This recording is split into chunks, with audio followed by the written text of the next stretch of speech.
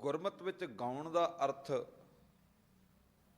ਗੁਰੂ ਦੀ ਨਜ਼ਰ ਦੇ ਵਿੱਚ ਕੇਵਲ ਸੁਰਾਂ ਦਾ ਅਲਾਪ ਨਹੀਂ। ਇਸ ਕਰਕੇ ਧਿਆਨ ਦੇਣਾ। ਸਤਿਗੁਰੂ ਜੀ ਕਹਿੰਦੇ ਗਾਇਓ ਰੀ ਮੈਂ ਗੁਣ ਨਿਧ ਮੰਗਲ ਗਾਇਓ, ਭਲੇ ਸੰਜੋਗ ਭਲੇ ਦਿਨ ਅਵਸਰ ਜੋਗੋ ਪਾਰ ਰਜਾਇਓ। ਵੀ ਗੁਣਾਂ ਦੇ ਖਜ਼ਾਨੇ ਮਾਲਕ ਪਰਮੇਸ਼ਰ ਦੇ ਮੈਂ ਗੁਣ ਗਾਏ, ਮਾਲਕ ਪਰਮੇਸ਼ਰ ਨੂੰ ਮੈਂ ਪ੍ਰਸੰਨ ਕੀਤਾ ਇੱਦਾਂ, ਤੇ ਮੇਰੇ ਲਈ ਇਹ ਸਮਾਂ ਚੰਗਾ ਹੋ ਗਿਆ, ਮੇਰੇ ਲਈ ਇਹ ਦਿਨ ਭਲਾ ਹੋ ਗਿਆ, ਮੇਰੇ ਲਈ ਇਹ ਦਿਨ ਬੜਾ ਮਹਾਨ ਹੋ ਗਿਆ। ਤੇ ਗਾਉਣ ਦਾ ਅਰਥ ਕੀ ਹੈ? ਹੁਣ ਧਿਆਨ ਦੇਣਾ, ਜਿਹੜੀ ਬੇਨਤੀ ਕਰਨੀ ਚਾਹੁੰਦਾ ਕਿ ਇਸ ਗੱਲ ਨੂੰ ਫਿਰ ਦੁਬਾਰਾ ਰਿਪੀਟ ਕਰਨ ਲੱਗਿਆਂ, ਗੁਰੂ ਦੇ ਘਰ ਦੇ ਵਿੱਚ ਗੁਰਮਤਿ ਦੇ ਵਿੱਚ ਗਾਉਣ ਦਾ ਅਰਥ ਕੇਵਲ ਸਾਜ਼ਾਂ ਨੂੰ ਵਜਾ ਕੇ ਸੁਰੀਲੀਆਂ ਆਵਾਜ਼ਾਂ ਕੱਢਣਾ ਨਹੀਂ। ਗਾਉਣ ਦਾ ਅਰਥ ਇਹ ਨਹੀਂ। ਜੇ ਇੱਦਾਂ ਗਾ ਕੇ ਮਾਲਕ ਦੀ ਪ੍ਰਸੰਨਤਾ ਪ੍ਰਾਪਤ ਹੁੰਦੀ, ਫਿਰ ਤੇ ਜਿਹੜੇ ਗਵਈਏ ਨੇ ਉਹ ਰੱਬ ਨੂੰ ਵੱਧ ਖੁਸ਼ ਕਰ ਲੈਂਦੇ, ਤੇ ਜਿਨ੍ਹਾਂ ਦੀ ਆਵਾਜ਼ ਹੀ ਬਿਲਕੁਲ ਸੁਰੀਲੀ ਨਹੀਂ, ਉਹ ਰੱਬ ਦੀ ਕਿਰਪਾ ਦੇ ਕਦੇ ਪਾਤਰ ਹੀ ਨਾ ਬਣ ਸਕਦੇ। ਇਸ ਕਰਕੇ ਸੁਰੀਲੀ ਆਵਾਜ਼ ਦਾ ਜਾਂ ਅਨੇਕਾਂ ਸਾਜ਼ਾਂ ਦੇ ਕਰਕੇ ਰੱਬ ਦੀ ਪ੍ਰਸੰਨਤਾ ਨਹੀਂ ਮਿਲਦੀ। ਸਾਹਿਬ ਜੀ ਦੀ ਬਾਣੀ ਨੂੰ ਆਪਾਂ ਪੜ੍ਹ ਕੇ ਵਿਚਾਰਨਾ। ਧੰਨ ਗੁਰੂ ਰਾਮਦਾਸ ਮਹਾਰਾਜ ਜੀ ਦੇ ਇਹ ਅਮੋਲਕ ਬਚਨ ਨੇ। ਕਹਿੰਦੇ ਜੇ ਰੱਬ ਦੀ ਪ੍ਰਸੰਨਤਾ ਪ੍ਰਾਪਤ ਕਰਨੀ ਹੈ ਤੇ ਫਿਰ ਪਿਆਰਿਆ ਚੇਤੇ ਰੱਖੀ, ਜਿੱਥੇ ਤੂੰ ਆਪਣੇ ਮੁਖ ਦੇ ਵਿੱਚੋਂ ਸ਼ਬਦ ਗਾਇਨ ਕਰਦਾ ਪਿਆ ਹੈ, ਜਿੱਥੇ ਤੂੰ ਆਪਣੇ ਮੁਖ ਦੇ ਵਿੱਚੋਂ ਬੜੀ ਮਿੱਠੀ ਆਵਾਜ਼ ਕੱਢਦਾ ਪਿਆ ਹੈ, ਜਿੱਥੇ ਤੂੰ ਕਈ ਸਾਜ਼ਾਂ ਨੂੰ ਵਜਾਉਣਾ ਪਿਆ ਹੈ ਨਾ, ਉੱਥੇ ਧਿਆਨ ਰੱਖ, ਆਪਣੇ ਜੀਵਨ ਦੇ ਵਿੱਚ ਆਪਣੇ ਅੰਦਰੋਂ ਕਪਟ ਤੇ ਵਿਕਾਰ ਨੂੰ ਤਿਆਗ।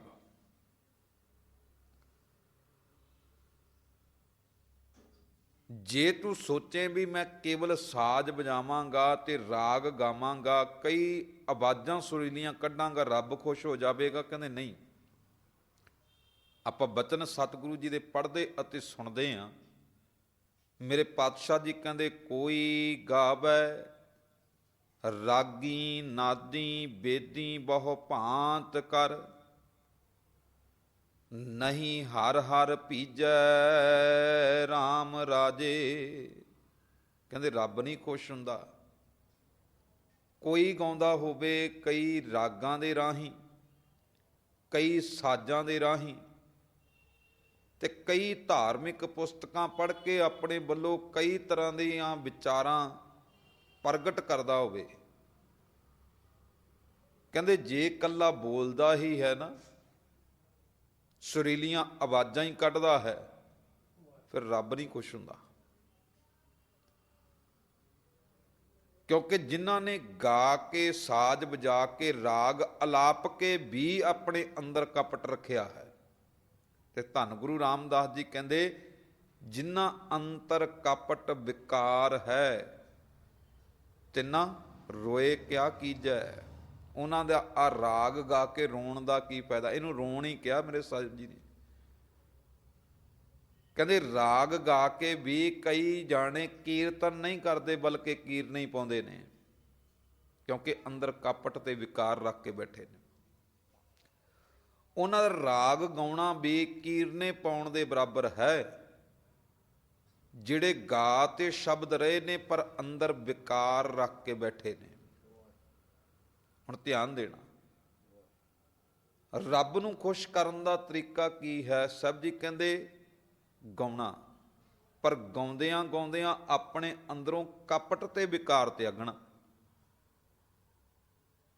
ਜੇ ਗਾ ਕੇ ਆਪਣੇ ਅੰਦਰ ਕਪਟ ਰੱਖ ਕੇ ਬੈਠੇ ਆ ਨਾ, ਵਿਕਾਰ ਰੱਖ ਕੇ ਬੈਠੇ ਆ, ਭੈੜੀ ਸੋਚ ਰੱਖ ਕੇ ਬੈਠੇ ਆ, ਮੇਰੇ ਪਾਤਸ਼ਾਹ ਜੀ ਕਹਿੰਦੇ ਫਿਰ ਰੱਬ ਨਹੀਂ ਖੁਸ਼ ਹੁੰਦਾ। ਇੱਥੇ ਮੇਰੇ ਧੰਨ ਗੁਰੂ ਅਰਜਨ ਸਾਹਿਬ ਜੀ ਕਹਿੰਦੇ ਮੇਰੇ ਲਈ ਹੇ ਗੁਰੂ ਪਿਆਰੀ ਸਾਧ ਸੰਗਤ, ਉਹ ਦਿਨ ਸਭ ਤੋਂ ਚੰਗਾ ਹੈ, ਉਹ ਦਿਨ ਸਭ ਤੋਂ ਸੁਹਾਵਣਾ ਹੈ, ਉਹ ਸਮਾਂ ਉਹ ਮਹੂਰਤ ਸਭ ਤੋਂ ਭਲਾ ਹੈ ਜਦੋਂ ਮੈਂ ਆਪਣੇ ਗੋਪਾਲ ਨੂੰ ਰਿਝਾ ਲਿਆ, ਜਦੋਂ ਆਪਣੇ ਮਾਲਕ ਪਰਮੇਸ਼ਰ ਨੂੰ ਮੈਂ ਖੁਸ਼ ਕਰ ਲਿਆ। ਮੇਰੇ ਲਈ ਉਹ ਦਿਨ ਸਭ ਤੋਂ ਵੱਧ ਚੰਗਾ ਹੈ। ਤੇ ਇਸ ਕਰਕੇ ਗਾਇਓ ਰੀ ਮੈਂ ਗੁਣ ਨਿਤ ਮੰਗਲ ਗਾਇਓ, ਮੈਂ ਆਪਣੇ ਮਾਲਕ ਦੇ ਸਿਫਤ ਸਲਾਹ ਦੇ ਬਚਨਾਂ ਨੂੰ ਗਾਇਨ ਕੀਤਾ। ਤੇ ਗਾਇਨ ਕਰਦਿਆਂ ਹੋਇਆਂ ਜੀਵਨ ਦੇ ਵਿੱਚੋਂ ਕਪਟ ਵਿਕਾਰ ਤਿਆਗਿਆ, ਤਾਂ ਉਹਦੀ ਰਹਿਮਤ ਦੇ ਪਾਤਰ ਬਣੇ, ਤਾਂ ਉਹਦੀ ਖੁਸ਼ੀ, ਤਾਂ ਉਹਨੂੰ ਪ੍ਰਸੰਨ ਕੀਤਾ। ਇਸ ਕਰਕੇ ਧਿਆਨ ਦੇਣਾ, ਜਿਹੜੀ ਬੇਨਤੀ ਕਰਨੀ ਚਾਹੁੰਦਾ ਵੀ ਗਾਉਣ ਦਾ ਅਰਥ ਕੇਵਲ ਸਾਜ਼ਾਂ ਨੂੰ, ਰਾਗਾਂ ਨੂੰ ਅਲਾਪ ਕੇ ਇੰਨਾ ਹੀ ਨਾ ਲਈਏ। ਰਾਗ ਵੀ ਗਾਉਣੇ ਨੇ, ਸਾਜ਼ ਵੀ ਵਜਾਉਣੇ ਨੇ, ਸ਼ਬਦ ਵੀ ਗਾਇਨ ਕਰਨੇ ਨੇ, ਪਰ ਇਹ ਸਾਰਾ ਕੁਝ ਕਰਦਿਆਂ ਹੋਇਆਂ ਆਪਣੇ ਜੀਵਨ ਵਿੱਚੋਂ ਕਪਟ ਤੇ ਵਿਕਾਰ ਤਿਆਗਣੇ ਨੇ। ਜਿਨ੍ਹਾਂ ਨੇ ਕਪਟ ਤੇ ਵਿਕਾਰ ਨਹੀਂ ਤਿਆਗੇ, ਉਹਨਾਂ ਦਾ ਗਾਉਣਾ ਸਫਲਾ ਨਹੀਂ ਹੋਇਆ। ਉਹਨਾਂ ਦੀਆਂ ਆਵਾਜ਼ਾਂ ਸੁਣ ਕੇ ਵੀ ਮੇਰਾ ਗੁਰੂ, ਮੇਰਾ ਮਾਲਕ ਖੁਸ਼ ਨਹੀਂ ਜੇ ਹੁੰਦਾ, ਭਾਵੇਂ ਜਿੰਨੀ ਮਰਜ਼ੀ ਸੁਰੀਲੀ ਆਵਾਜ਼ ਕੱਢਦੇ ਹੋਣ। ਗੁਰੂ ਰਾਮਦਾਸ ਮਹਾਰਾਜ ਜੀ ਦੇ ਪਾਵਨ ਇਤਿਹਾਸ ਦੀ ਬੜੀ ਪਿਆਰੀ ਘਟਨਾ ਹੈ। ਪ੍ਰਿੰਸੀਪਲ ਸਤਵੀਰ ਸਿੰਘ ਜੀ ਨੇ ਇਸ ਗੱਲ ਦਾ ਜ਼ਿਕਰ ਕੀਤਾ ਆਪਣੀ ਕਿਤਾਬ ਦੇ ਅੰਦਰ, ਧੰਨ ਗੁਰੂ ਰਾਮਦਾਸ ਜੀ ਦੇ ਪਾਵਨ ਇਤਿਹਾਸ ਵਿੱਚ। ਕਹਿੰਦੇ ਸਤਿਗੁਰੂ ਗੁਰੂ ਰਾਮਦਾਸ ਮਹਾਰਾਜ ਜੀ ਗੋਇੰਦਵਾਲ ਸਾਹਿਬ ਜੀ ਦੀ ਪਾਵਨ ਧਰਤੀ ਦੇ ਉੱਪਰ ਨੇ, ਤੇ ਗੋਇੰਦਵਾਲ ਸਾਹਿਬ ਜੀ ਦੀ ਪਾਵਨ ਧਰਤੀ ਦੇ ਉੱਪਰ ਅਨੇਕਾਂ ਗੁਰੂ ਕੀਆਂ ਸਿੱਖ ਸੰਗਤਾਂ ਸਾਹਿਬ ਜੀ ਦੇ ਦਰਸ਼ਨ ਦਿਦਾਰੇ ਕਰਨ ਆਉਂਦੀਆਂ ਨੇ। ਤੇ ਸਤਿਗੁਰੂ ਜੀ ਦੀ ਇਸ ਪਾਵਨ ਧਰਤੀ ਦੇ ਉੱਪਰ ਕਈ ਜੋਗੀ ਵੀ ਆਏ, ਤੇ ਇਹ ਜੋਗੀ ਆਪਣਾ ਸਾਜ਼ ਕਿੰਗਰੀ ਜਿਹੜੀ ਹੈ ਉਹ ਬੜੀ ਸੋਹਣੀ ਵਜਾਉਂਦੇ ਨੇ। ਇਹ ਜੋਗੀ ਆਪਣੇ ਸਾਜ਼ ਨੂੰ ਵਜਾ ਕੇ ਪਰਮੇਸ਼ਰ ਦੇ ਕਈ ਗੁਣਾਂ ਵਾਲੇ ਸ਼ਬਦ ਗਾਇਨ ਕਰਦੇ ਪਏ ਨੇ। ਗੁਰੂ ਕੀਆਂ ਸਿੱਖ ਸੰਗਤਾਂ ਇਹਨਾਂ ਦੀ ਸੁਰੀਲੀ ਆਵਾਜ਼ ਦੇ ਵਿੱਚੋਂ ਨਿਕਲੇ ਗਏ ਰੱਬ ਦੇ ਅਨੇਕਾਂ ਗੁਣਾਂ ਦੇ ਗੀਤ ਸੁਣਦੀਆਂ ਨੇ, ਤੇ ਇਹ ਜੋਗੀ ਗਾ ਰਹੇ ਨੇ। ਹੁਣ ਇਹਨਾਂ ਨੇ ਗਾਉਣ ਤੋਂ ਬਾਅਦ ਆਪਣੀ ਚਾਦਰ ਵਿਛਾ ਦਿੱਤੀ, ਵੀ ਹੁਣ ਸੰਗਤਾਂ ਨੂੰ ਕਿਹਾ ਵੀ ਹੁਣ ਰੁਪਈਏ ਇੱਥੇ ਲਿਆ ਕੇ ਰੱਖੋ, ਪੈਸੇ ਦਿਓ ਸਾਨੂੰ, ਅਸੀਂ ਤੁਹਾਨੂੰ ਰੱਬ ਦੇ ਗੁਣ ਸੁਣਾਏ ਨੇ, ਅਸੀਂ ਤੁਹਾਨੂੰ ਰੱਬ ਦੇ ਗੀਤ ਸੁਣਾਏ ਨੇ, ਅਸੀਂ ਤੁਹਾਨੂੰ ਅਨੇਕਾਂ ਤਰ੍ਹਾਂ ਦੇ ਨਾਲ ਇਹ ਰੱਬ ਦਾ ਕੀਰਤਨ ਕਰਕੇ ਸੁਣਾਇਆ, ਇਸ ਕਰਕੇ ਸਾਨੂੰ ਮਾਇਆ ਦਿਓ। ਰੱਬ ਦੇ ਗੁਣ ਗਾਉਣ ਤੋਂ ਬਾਅਦ ਇਹਨਾਂ ਨੇ ਆਪਣੀ ਇਹ ਗੱਲ ਪ੍ਰਗਟ ਕੀਤੀ ਵੀ ਹੁਣ ਮਾਇਆ ਦਿਓ ਸਾਨੂੰ। ਮੰਗਾਲੀ ਪਾ ਕੇ ਬੈਠ ਗਏ। ਧੰਨ ਗੁਰੂ ਰਾਮਦਾਸ ਮਹਾਰਾਜ ਜੀ ਨੇ ਜਦੋਂ ਇਹਨਾਂ ਜੋਗੀਆਂ ਦੀ ਇਸ ਨੀਅਤ ਨੂੰ ਵੇਖਿਆ, ਇਸ ਕਰਮ ਨੂੰ ਵੇਖਿਆ, ਤੇ ਮੇਰੇ ਪਾਤਸ਼ਾਹ ਧੰਨ ਗੁਰੂ ਰਾਮਦਾਸ ਮਹਾਰਾਜ ਜੋਗੀਆਂ ਨੂੰ ਇਹ ਗੱਲ ਕਹਿੰਦੇ ਨੇ, ਕਹਿੰਦੇ ਭਾਈ ਤੁਸੀਂ ਕਿੰਗਰੀ ਬੜੀ ਵਧੀਆ ਵਜਾ ਰਹੇ ਸੀ, ਤੁਸੀਂ ਰੱਬ ਦੇ ਗੀਤ ਬੜੇ ਵਧੀਆ ਗੁਣਾਂ ਵਾਲੇ ਗਾ ਰਹੇ ਸੀ, ਪਰ ਗਾਉਣ ਤੋਂ ਬਾਅਦ ਜਿਹੜਾ ਆ ਮੰਗਾਲੀ ਪਾਉਣ ਵਾਲਾ ਕੰਮ ਕੀਤਾ ਨਾ, ਇਹ ਮੰਗਾਲੀ ਪਾਉਣ ਵਾਲਾ ਕੰਮ ਕੀਤਾ, ਇਹਨੇ ਤੁਹਾਡੇ ਗਾਏ ਹੋਏ ਰੱਬ ਦੇ ਗੁਣਾਂ ਰੂਪੀ ਗੀਤਾਂ ਨੂੰ ਵਿਰਥਾ ਕਰ ਦਿੱਤਾ ਹੈ। ਕਿਉਂਕਿ ਤੁਸੀਂ ਰੱਬ ਦੇ ਗੁਣ ਗਾ ਕੇ ਵੀ ਰੱਬ ਵੱਲ ਧਿਆਨ ਨਹੀਂ ਜੋੜਿਆ, ਤੁਹਾਡਾ ਧਿਆਨ ਤੇ ਮਾਇਆ ਤੇ ਟਿਕਿਆ ਹੋਇਆ ਸੀ।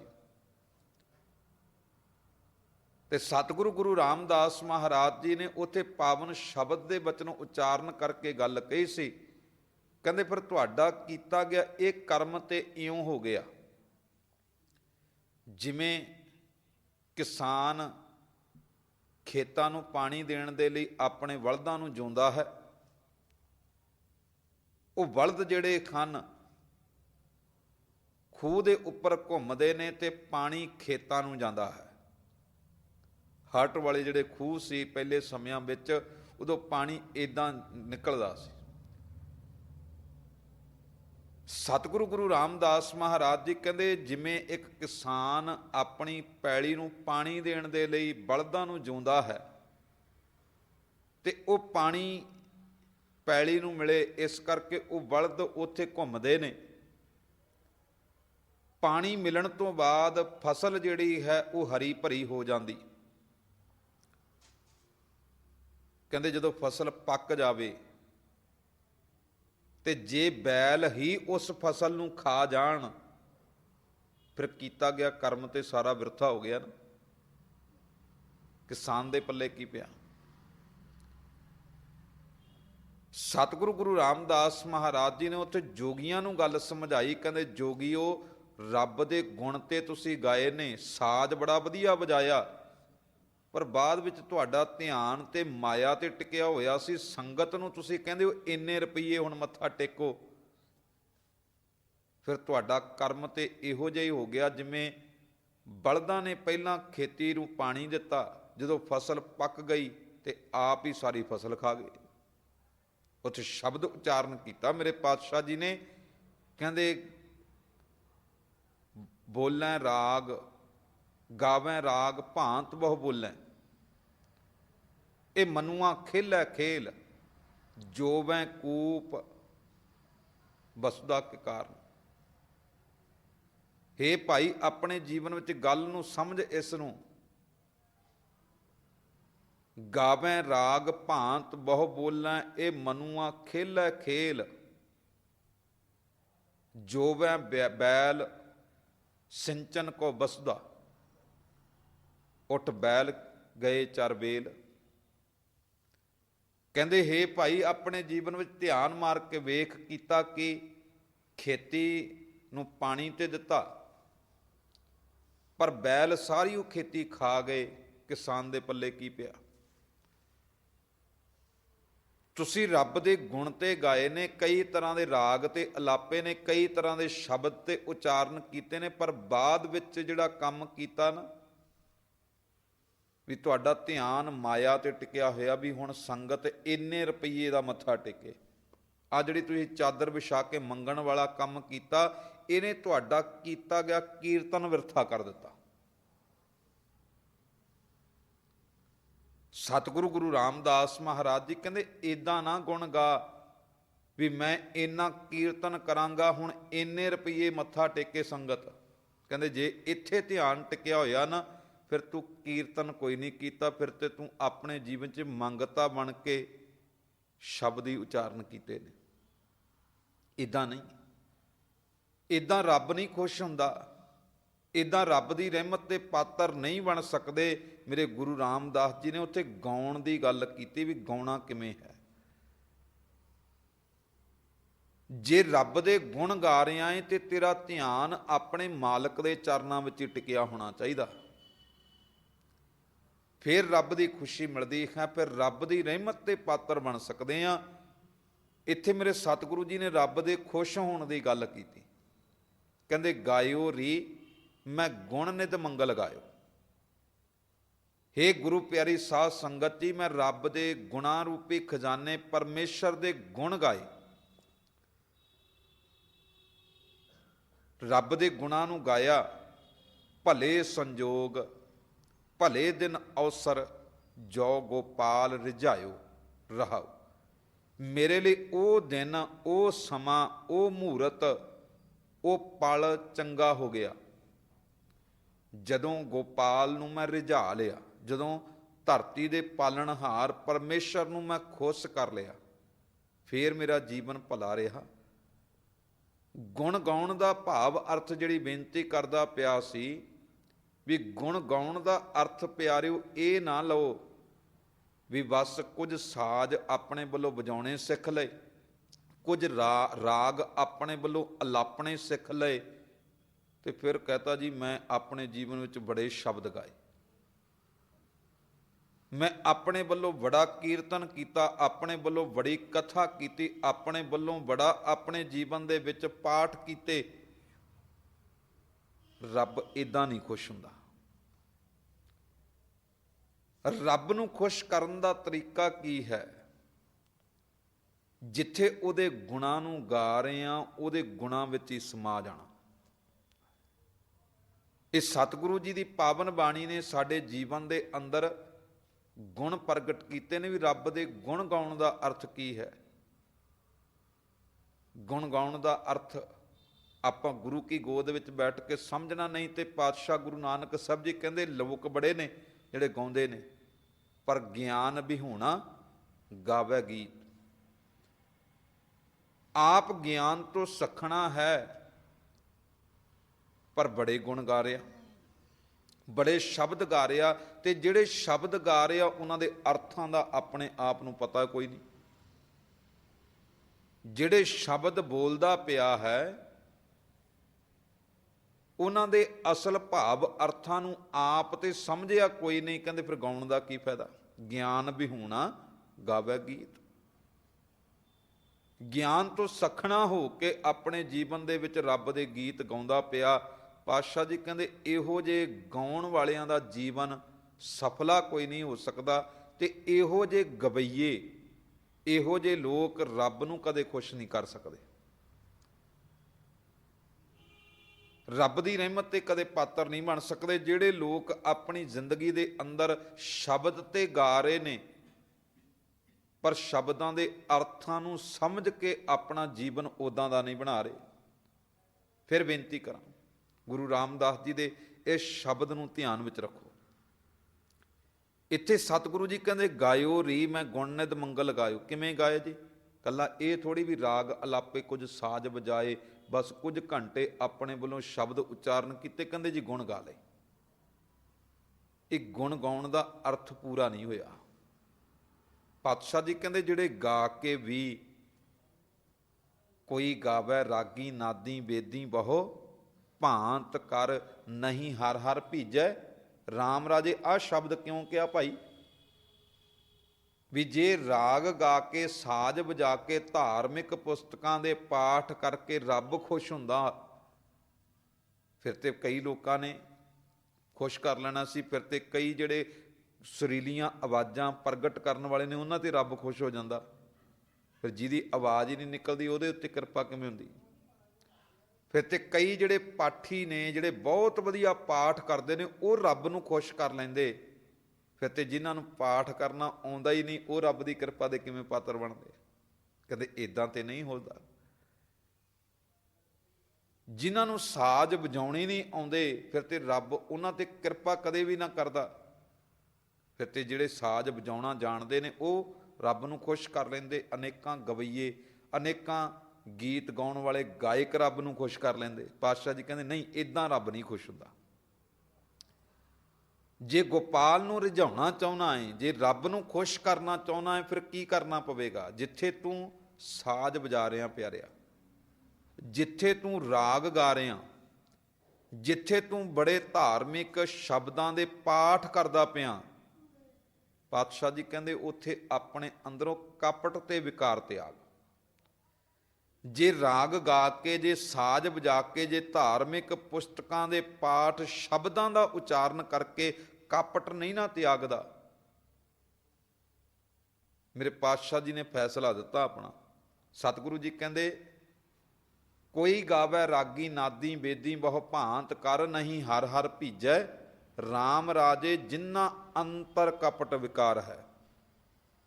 ਇੱਥੇ ਗੱਲ ਕੀਤੀ ਆ ਕੇ, ਕਹਿੰਦੇ ਜਿਨ੍ਹਾਂ ਦੇ ਅੰਦਰ ਕਪਟ ਹੈ, ਜਿਨ੍ਹਾਂ ਦੇ ਅੰਦਰ ਵਿਕਾਰ ਟਿਕੇ ਹੋਏ ਨੇ, ਰਾਗ ਗਾ ਕੇ ਵੀ, ਸਾਜ਼ ਵਜਾ ਕੇ ਵੀ, ਧਾਰਮਿਕ ਪੁਸਤਕਾਂ ਦੇ ਪਾਠ ਕਰਨ ਤੋਂ ਬਾਅਦ ਵੀ ਜਿਹੜੇ ਵਿਕਾਰੀ ਨੇ, ਜਿਹੜੇ ਪਾਪੀ ਬਿਰਤੀ ਦੇ ਧਾਰਨੀ ਨੇ, ਤਿੰਨਾਂ ਰੋਏ ਕਿਆ ਕੀਜੈ। ਕਹਿੰਦੇ ਉਹ ਕੀਰਤਨ ਨਹੀਂ ਕਰਦੇ, ਉਹ ਕੀਰ ਨਹੀਂ ਪਾਉਂਦੇ ਨੇ, ਉਹ ਰੋਂਦੇ ਹੀ ਨੇ। ਕਹਿੰਦੇ ਉਹਨਾਂ ਦੇ ਰੋਣ ਦਾ ਵੀ ਕੀ ਫਾਇਦਾ? ਕਿਉਂਕਿ ਕਈ ਵਾਰੀ ਰੋਂਦੇ ਨੇ ਲੋਕ ਤੇ ਰਹਿਮਤ ਹੋ ਜਾਂਦੀ। ਬੱਚਾ ਰੋਵੇ, ਮਾਂ ਤਰਸ ਕਰ ਦਿੰਦੀ ਹੈ। ਬੜੇ ਲੋਕ ਰੋ ਕੇ ਆਪਣੇ ਜੀਵਨ ਦੇ ਵਿੱਚ ਆਪਣੇ ਉੱਪਰ ਰਹਿਮਤ ਕਰਵਾ ਲੈਂਦੇ ਨੇ। ਕਹਿੰਦੇ ਪਰ ਇਹਨਾਂ ਦਾ ਰੋਣਾ, ਇਹਨਾਂ ਦੇ ਕੀਰਨੇ ਪਾਉਣ ਦਾ ਕੀ ਅਰਥ ਰਹਿ ਗਿਆ? ਸ਼ਬਦ ਤੇ ਗਾ ਰਹੇ ਨੇ ਪਰ ਵਿਕਾਰ ਵੀ ਅੰਦਰ ਨੇ। ਗਾਉਣਾ ਕਿਵੇਂ ਹੈ? ਆਪਾਂ ਇਹ ਗੱਲ ਸਤਿਗੁਰੂ ਜੀ ਦੀ ਬਾਣੀ ਦੇ ਵਿੱਚੋਂ ਹੀ ਸਮਝਣ ਦਾ ਯਤਨ ਕਰਨਾ। ਗਾਉਣਾ ਹੈ ਵਿਕਾਰ ਤੇ ਅਗਣੇ। ਗਾਉਣ ਦਾ ਅਰਥ ਕੀ ਹੈ? ਸਿਫਤ ਸਲਾਹ ਕਰਨ ਦਾ ਅਰਥ ਕੀ ਹੈ? ਨਾਮ ਜਪਣ ਦਾ ਕੀ ਮੀਨਿੰਗ ਹੈ? ਸਿਮਰਨ ਕਰਨ ਦਾ ਕੀ ਅਰਥ ਹੈ?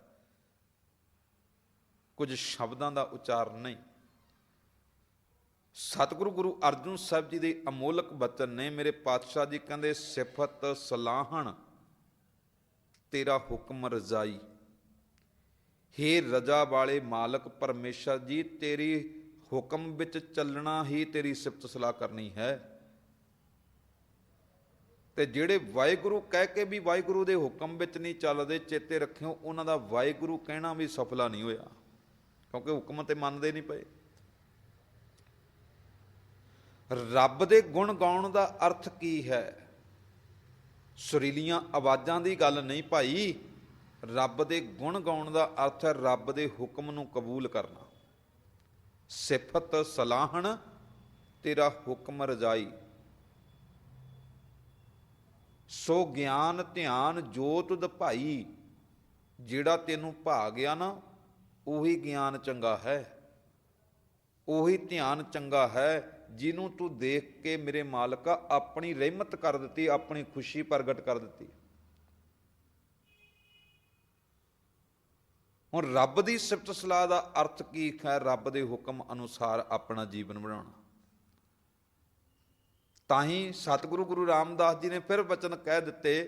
ਪਾਤਸ਼ਾਹ ਜੀ ਕਹਿੰਦੇ, ਸੇਵਕ ਸਿੱਖ ਪੂਜਣ ਸਭ ਆਵੈ, ਸਭ ਗਾਵੈ ਹਰ ਹਰ ਉਤਮ ਬਾਣੀ। ਕਹਿੰਦੇ ਸਾਰੇ ਹੀ ਆਏ ਨੇ, ਆਪਣੇ ਆਪ ਨੂੰ ਸਿੱਖ ਅਖਵਾਉਣ ਵਾਲੇ, ਸੇਵਕ ਅਖਵਾਉਣ ਵਾਲੇ ਕਈ ਪਿਆਰੇ ਗੁਰੂ ਦਰ ਦੇ ਉੱਪਰ ਆ ਕੇ ਰੱਬ ਦੀ ਭਗਤੀ ਕਰਦੇ ਨੇ। ਤੇ ਸਾਰੇ ਕਰਦੇ ਕੀ ਪਏ ਨੇ? ਸਭ ਜੀ ਕਹਿੰਦੇ ਸਭ ਗਾਵੇਂ ਹਰ ਹਰ ਉਤਮ ਬਾਣੀ। ਉੱਤਮ ਬਾਣੀ ਹੈ, ਸਾਰੇ ਗਾਉਂਦੇ ਨੇ, ਪਰ ਗਾਵਿਆ ਸੁਣਿਆ ਤਿਨਕਾ ਹਰ ਥਾਂ ਪਾਵੇ। ਕਹਿੰਦੇ ਮਾਲਕ ਆਪਣੀ ਰਹਿਮਤ, ਆਪਣੀ ਪ੍ਰਸੰਨਤਾ, ਆਪਣੀ ਖੁਸ਼ੀ ਉਹਨਾਂ ਲੋਕਾਂ ਦੇ ਗਾਉਣ ਉੱਪਰ ਹੀ ਕਰਦਾ ਹੈ, ਉਹਨਾਂ ਦੇ ਸੁਣਨ ਉੱਪਰ ਹੀ ਕਰਦਾ ਜਿਨ ਸਤਿਗੁਰ ਕੀ ਆਗਿਆ ਸਤ ਸਤ ਕਰ ਮਾਨੀ। ਹੁਣ ਗਾਉਣ ਦਾ ਅਰਥ ਕੀ ਨਿਕਲਿਆ? ਆਪਣੇ ਗੁਰੂ ਦੀ ਗੱਲ ਨੂੰ ਮੰਨਣਾ। ਸੁਣਨ ਦਾ ਅਰਥ ਕੀ ਨਿਕਲਿਆ? ਆਪਣੇ ਗੁਰੂ ਦੇ ਬਚਨਾਂ ਨੂੰ ਸੁਣ ਕੇ ਗੁਰੂ ਦੇ ਬਚਨਾਂ ਅਨੁਸਾਰ ਜੀਵਨ ਬਣਾਉਣਾ। ਜਿਨ੍ਹਾਂ ਨੇ ਬਣਾ ਲਿਆ ਜੀਵਨ, ਉਹਨਾਂ ਨੇ ਸੁਣ ਲਏ ਗੁਰੂ ਦੇ ਬਚਨ। ਜਿਨ੍ਹਾਂ ਨੇ ਮੰਨ ਲਈ ਆਪਣੇ ਗੁਰੂ ਦੀ ਗੱਲ, ਉਹਨਾਂ ਨੇ ਰੱਬ ਦੇ ਗੁਣ ਗਾ ਲਏ, ਉਹਨਾਂ ਦੇ ਉੱਪਰ ਰੱਬ ਦੀ ਰਹਿਮਤ ਹੋ ਗਈ, ਉਹਨਾਂ ਦੇ ਉੱਪਰ ਕਿਰਪਾ ਹੋ ਗਈ। ਹੁਣ ਗਾਉਣ ਦਾ ਜਿਹੜਾ ਸਮੁੱਚਾ ਅਰਥ ਹੈ ਨਾ, ਉਹ ਇਹੀ ਹੈ ਭਾਈ, ਆਪਣੇ ਮਾਲਕ ਦੇ ਹੁਕਮ ਅਨੁਸਾਰ ਆਪਣਾ ਜੀਵਨ ਬਣਾਉਣਾ। ਜਿਨ੍ਹਾਂ ਨੇ ਆਪਣੇ ਜੀਵਨ ਦੇ ਅੰਦਰ ਰੱਬੀ ਗੁਣਾਂ ਨੂੰ ਧਾਰਨ ਕਰ ਲਿਆ ਨਾ, ਉਹਨਾਂ ਨੇ ਰੱਬ ਦੇ ਅਸਲ ਵਿੱਚ ਗੁਣ ਗਾਏ ਨੇ। ਤੇ ਜਿਹੜੇ ਗਾ ਕੇ ਵੀ ਵਿਕਾਰ ਆਪਣੇ ਅੰਦਰ ਪੈਦਾ ਕਰ ਗਏ, ਜਿਹੜੇ ਗਾ ਕੇ ਵੀ ਆਪਣੇ ਅੰਦਰ ਕਪਟ ਰੱਖ ਕੇ ਬੈਠੇ ਨੇ, ਉਹਨਾਂ ਨੇ ਰੱਬ ਦੇ ਗੁਣ ਕੋਈ ਨਹੀਂ ਗਾਏ। ਕਿਉਂਕਿ ਗਾਉਣ ਵਾਲਾ ਮੇਰੇ ਵਰਗਾ ਬੰਦਾ ਤੇ ਆਪਣੇ ਵੱਲੋਂ ਸ਼ਬਦ ਉਚਾਰਨ ਕਰ ਸਕਦਾ ਨਾ, ਵੀ ਤੂੰ ਦਾਤਾ ਦਾਤਾਰ ਤੇਰਾ ਦਿੱਤਾ ਖਾਵਣਾ। ਇੱਦਾਂ ਕਹਿਣ ਵਾਲੇ ਤੇ ਬੜੇ ਲੋਕ ਨੇ, ਇੱਦਾਂ ਕਹਿਣ ਵਾਲੇ ਤੇ ਬੜੇ ਲੋਕ ਨੇ। ਸ਼ਬਦ ਆਪਾਂ ਸਾਰੇ ਬੋਲ ਦੇਵਾਂਗੇ ਕਿ ਹਰ ਇੱਕੋ ਦਾਤਾ ਸੇਵੀ ਹੈ, ਹਰ ਇੱਕ ਧਿਆਈ ਹੈ, ਹਰ ਇੱਕ ਸੈ ਪਾਸੋਂ ਮੰਗੀ ਹੈ, ਮਨ ਚਿੰਦਿਆ ਪਾਈ ਹੈ, ਜੇ ਦੂਜੇ ਪਾਸੋਂ ਮੰਗੀ ਹੈ ਤਾਂ ਲਾਜ ਮਰਾਈ ਹੈ। ਸ਼ਬਦ ਤੇ ਆਪਾਂ ਗਾਵਾਂਗੇ, ਸਾਰੀ ਗਾ ਦੇਵਾਂਗੇ। ਗੁਰੂ ਪਿਆਰਾ ਕੀਰਤਨ ਦੇ ਰੂਪ ਵਿੱਚ ਗਾ ਰਿਹਾ ਹੋਵੇ, ਸੰਗਤਾਂ ਨੂੰ ਕਹੇ ਵੀ ਪਿੱਛੇ ਪਿੱਛੇ ਬੋਲੋ, ਸਾਰੀਆਂ ਸੰਗਤਾਂ ਬੋਲ ਪੈਣਗੀਆਂ। ਪਰ ਗਾਉਣ ਦਾ ਅਰਥ ਕੀ ਨਿਕਲਿਆ? ਵੀ ਇਕੱਲਾ ਇੱਦਾਂ ਹੀ ਸ਼ਬਦ ਬੋਲਣੇ, ਮੂੰਹ ਕਾ ਕਹਿਓ? ਨਹੀਂ ਨਹੀਂ, ਗੁਰਮਤਿ ਵਿੱਚ ਗਾਉਣ ਦਾ ਅਰਥ ਕੇਵਲ ਸ਼ਬਦਾਂ ਨੂੰ ਉਚਾਰਨ ਕਰਨਾ ਨਹੀਂ ਭਾਈ। ਜੇ ਇਹ ਸ਼ਬਦ ਗਾ ਕੇ ਵੀ ਅਨੇਕਾਂ ਦੀ ਪੂਜਾ ਕਰਦਾ ਹੋਵੇ, ਕਈ ਦਰਾਂ ਦੇ ਉੱਪਰ ਮੰਗਤਾ ਬਣ ਕੇ ਖੜਾ ਹੋਵੇ, ਫਿਰ ਕਹਿ ਸਕਦੇ ਹਾਂ ਵੀ ਇਹਨੇ ਇੱਕ ਦਾਤੇ ਦੀ ਗੱਲ ਕੀਤੀ। ਇਹ ਤੇ ਗਾ ਕੇ ਵੀ ਆਪਣੇ ਅੰਦਰ ਕਪਟ ਪੈਦਾ ਕਰ ਗਿਆ, ਕਿਉਂਕਿ ਇੱਕ ਪਾਸੇ ਇਹ ਕਹਿ ਰਿਹਾ ਤੂੰ ਦਾਤਾ ਦਾ ਤਾਰ ਤੇਰਾ ਦਿੱਤਾ ਖਾਵਣਾ, ਫਿਰ ਮੰਗਤਾ ਬਣ ਕੇ ਕਿਸੇ ਹੋਰ ਅੱਗੇ ਖੜਾ। ਇੱਕ ਪਾਸੇ ਤੇ ਕਹਿ ਰਿਹਾ ਹੈ ਕਿ ਹਰ ਇੱਕੋ ਦਾਤਾ ਸੇਵੀ ਹੈ, ਹਰ ਇੱਕ ਧਿਆਈ ਹੈ, ਹਰ ਇੱਕ ਸਹਿ ਪਾਸੋਂ ਮੰਗੀ ਹੈ ਨਚੰਦਿਆ ਪਾਈ ਹੈ। ਜੇ ਦੂਜੇ ਪਾਸੋਂ ਮੰਗੀ ਹੈ ਤੇ ਲਾਜ ਮਰਾਈ ਹੈ, ਵੀ ਸ਼ਰਮ ਨਾਲ ਮਰਨ ਵਾਲੀ ਗੱਲ ਹੈ ਜੇ ਇੱਕ ਦਾਤੇ ਨੂੰ ਛੱਡ ਕੇ ਦੂਜੇ ਅੱਗੇ ਝੋਲੀ ਅੱਡੇ। ਹੁਣ ਇਹ ਸ਼ਬਦ ਗਾਉਣ ਵਾਲਾ ਵੀ ਜਦੋਂ ਕਿਸੇ ਦੂਸਰੇ ਦੇ ਅੱਗੇ ਝੋਲੀ ਅੱਡ ਕੇ ਖਲੋਤਾ ਹੋਵੇ, ਕਹਿਣਾ ਪਵੇਗਾ ਇਹਦੇ ਅੰਦਰ ਕਪਟ ਹੈ, ਇਹਦੇ ਅੰਦਰ ਵਿਕਾਰ ਹੈ, ਇਹਨੇ ਰੱਬ ਦੇ ਗੁਣ ਨਹੀਂ ਗਾਏ। ਇਤਿਹਾਸ ਦੀ ਬੜੀ ਪਿਆਰੀ ਘਟਨਾ। ਗਾਉਣ ਦਾ ਅਰਥ ਕੀ ਹੈ? ਸਤਿਗੁਰੂ ਜੀ ਦੇ ਚਰਨਾਂ ਦੇ ਨਾਲ ਜੁੜਿਆ ਹੋਇਆ ਪਿਆਰਾ ਭਾਈ ਦਰਬਾਰੀ ਆਪਣਾ ਜੀਵਨ ਗੁਰੂ ਆਸ਼ੇ ਅਨੁਸਾਰ ਬਤੀਤ ਕਰਦਾ ਪਿਆ। ਮਹਾਰਾਜਾ ਰਣਜੀਤ ਸਿੰਘ ਆਪਣੀਆਂ ਫੌਜਾਂ ਲੈ ਕੇ ਲੰਘਿਆ ਜਾ ਰਿਹਾ ਗੜ੍ਹ ਸ਼ੰਕਰ ਦੇ ਇਲਾਕੇ ਵੱਲ। ਪਤਾ ਲੱਗਿਆ ਵੀ ਇੱਥੇ ਭਾਈ ਦਰਬਾਰੀ ਦਾ ਅਸਥਾਨ ਹੈ। ਗੁਰੂ ਦੇ ਪ੍ਰੇਮ ਵਿੱਚ ਭਿੱਜੀ ਹੋਈ ਇਹ ਰੂਹ ਹੈ, ਗੁਰੂ ਤੇ ਭਰੋਸਾ ਰੱਖ ਕੇ ਆਪਣਾ ਜੀਵਨ ਬਤੀਤ ਕਰਦਾ ਹੈ। ਮਨ ਵਿੱਚ ਵਿਚਾਰ ਆਈ, ਰਣਜੀਤ ਸਿੰਘਾ ਤੂੰ ਆਪਣੀ ਜੀਵਨ ਵਿੱਚ ਫਤਿਹ ਪ੍ਰਾਪਤ ਕਰਨ ਦੇ ਲਈ ਚੱਲਿਆ ਏ, ਕਿਉਂ ਨਾ ਭਾਈ ਦਰਬਾਰੀ ਦੇ ਅਸਥਾਨ ਦੇ ਉੱਪਰ ਆ ਕੇ ਗੁਰੂ ਚਰਨਾਂ ਵਿੱਚ ਪਹਿਲਾਂ ਫਰਿਆਦ ਕੀਤੀ ਜਾਵੇ, ਗੁਰੂ ਚਰਨਾਂ ਦੇ ਵਿੱਚ ਜੋਦੜੀ ਕੀਤੀ ਜਾਵੇ ਵੀ ਸੱਚੇ ਪਾਤਸ਼ਾਹ ਜੀ ਕਿਰਪਾ ਕਰੋ ਸਾਨੂੰ ਫਤਿਹ ਪ੍ਰਾਪਤ ਹੋਵੇ। ਇਹ ਭਾਵਨਾ ਬਣਾ ਕੇ ਮਹਾਰਾਜਾ ਰਣਜੀਤ ਸਿੰਘ ਭਾਈ ਦਰਬਾਰੀ ਦੇ ਕੋਲ ਗਿਆ। ਭਾਈ ਦਰਬਾਰੀ ਨੇ ਬੜੀ ਭਾਵਨਾ ਦੇ ਨਾਲ ਸਾਰਿਆਂ ਦੀ ਸੇਵਾ ਕੀਤੀ ਤੇ ਭਾਈ ਦਰਬਾਰੀ ਨੂੰ ਆਖਿਆ, ਕਹਿੰਦੇ ਭਾਈ ਦਰਬਾਰੀ ਸਤਿਗੁਰੂ ਜੀ ਦੇ ਚਰਨਾਂ ਵਿੱਚ ਅਰਦਾਸ ਕਰੋ ਕਿ ਸੇਵਕ ਨੂੰ ਫਤਿਹ ਪ੍ਰਾਪਤ ਹੋਵੇ। ਜਿਸ ਕੰਮ ਲਈ ਮੈਂ ਚੱਲਿਆ ਹਾਂ ਉਹ ਕਾਰਜ ਦੀ ਪੂਰਨਤਾ ਬਣ ਜਾਵੇ, ਸਫਲਤਾ ਬਣ ਜਾਵੇ, ਗੁਰੂ ਚਰਨਾਂ ਵਿੱਚ ਅਰਦਾਸ ਕਰੋ। ਭਾਈ ਦਰਬਾਰੀ ਨੇ ਸਤਿਗੁਰੂ ਜੀ ਦੇ ਚਰਨਾਂ ਵਿੱਚ ਖਲੋ ਕੇ ਅਰਦਾਸ ਬੇਨਤੀ ਕੀਤੀ, ਸੱਚੇ ਪਾਤਸ਼ਾਹ ਜੀ ਤੁਹਾਡੇ ਦਰ ਦੇ ਉੱਪਰ ਤੁਹਾਡਾ ਦਾਸ ਮੰਗਤਾ ਬਣ ਕੇ ਆਇਆ, ਕਿਰਪਾ ਕਰਕੇ ਇਹਦੀ ਮਨਸ਼ਾ ਪੂਰੀ ਕਰੋ, ਇਹਦੀ ਝੋਲੀ ਵਿੱਚ ਦਾਤ ਪਾ ਦਿਓ। ਸਤਿਗੁਰੂ ਜੀ ਦੇ ਚਰਨਾਂ ਵਿੱਚ ਅਰਦਾਸ ਬੇਨਤੀ ਹੋਈ। ਮਹਾਰਾਜਾ ਰਣਜੀਤ ਸਿੰਘ ਆਪਣੀਆਂ ਫੌਜਾਂ ਲੈ ਕੇ ਅੱਗੇ ਚਲੇ ਗਿਆ। ਮਾਲਕ ਦੀ ਰਹਿਮਤ ਹੋ ਗਈ, ਫਤਿਹ ਪ੍ਰਾਪਤ ਹੋਈ। ਫਤਿਹ ਪ੍ਰਾਪਤ ਕਰਨ ਤੋਂ ਬਾਅਦ ਬਹੁਤ ਕੀਮਤੀ ਪਦਾਰਥਾਂ ਦਾ ਇਹ ਮਾਲਕ ਬਣਿਆ, ਬਹੁਤ ਧਨ ਦੌਲਤ ਪ੍ਰਾਪਤ ਹੋਈ ਇਹਨੂੰ ਉਸ ਜਿੱਤ ਦੇ ਵਿੱਚ। ਪਰਤ ਕੇ ਫਿਰ ਜਦੋਂ ਵਾਪਸ ਆਇਆ, ਮਨ ਵਿੱਚ ਇੱਕ ਵਿਚਾਰ ਆਈ ਵੀ ਭਾਈ ਦਰਬਾਰੀ ਦੇ ਵੱਲੋਂ ਅਰਦਾਸ ਕੀਤੀ ਗਈ ਸੀ, ਕਿਉਂ ਨਾ ਭਾਈ ਦਰਬਾਰੀ ਦੇ ਇਸ ਅਸਥਾਨ ਦੇ ਲਈ, ਇਸ ਡੇਰੇ ਲਈ ਕੁਝ ਦੇ ਚਲੀਏ। ਹੁਣ ਮਹਾਰਾਜਾ ਰਣਜੀਤ ਸਿੰਘ ਫਿਰ ਪਹੁੰਚਿਆ ਤੇ ਭਾਈ ਦਰਬਾਰੀ ਦਾ ਧੰਨਵਾਦ ਵੀ ਕੀਤਾ ਤੇ ਨਾਲ ਇੱਕ ਗੱਲ ਵੀ ਕਹਿ ਦਿੱਤੀ, ਕਹਿੰਦੇ ਭਾਈ ਦਰਬਾਰੀ ਜੋ ਤੂੰ ਮੰਗੇਗਾ ਨਾ ਉਹ ਦਾਤ ਤੈਨੂੰ ਦੇਵਾਂਗੇ। ਜੋ ਪਦਾਰਥ ਤੈਨੂੰ ਆਪਣੇ ਇਸ ਡੇਰੇ ਲਈ, ਇਸ ਅਸਥਾਨ ਲਈ ਚਾਹੀਦਾ ਹੈ, ਦੱਸ, ਉਹੀ ਤੇਰੇ ਲਈ ਹਾਜ਼ਰ ਕਰ ਦੇਵਾਂਗੇ, ਮੰਗ ਕੁਝ। ਹੁਣ ਭਾਈ ਦਰਬਾਰੀ ਬੜਾ ਹੈਰਾਨ ਹੋਇਆ। ਗੁਣ ਗਾਉਣ ਵਾਲੇ ਦਾ ਜੀਵਨ ਦੇਖਿਓ ਪਿਆਰਿਓ। ਭਾਈ ਦਰਬਾਰੀ ਬੜਾ ਹੈਰਾਨ ਹੋਇਆ ਵੀ ਜਿਹੜਾ ਕੱਲ ਮੰਗਤਾ ਬਣ ਕੇ ਆਇਆ ਸੀ, ਅੱਜ ਆਪਣੇ ਆਪ ਨੂੰ ਦਾਤਾ ਸਮਝਣ ਲੱਗ ਪਿਆ। ਜੇ ਕੋ ਹੋਏ ਬਹਿ ਦਾਤਾਰ ਤਿਸ ਦੇਨਹਾਰ ਜਾਣੇਗਾ ਵਾਰ। ਵੀ ਹੁਣ ਇਹ ਆਪਣੇ ਆਪ ਨੂੰ ਦਾਤਾ ਹੀ ਸਮਝਣ ਲੱਗ ਪਿਆ।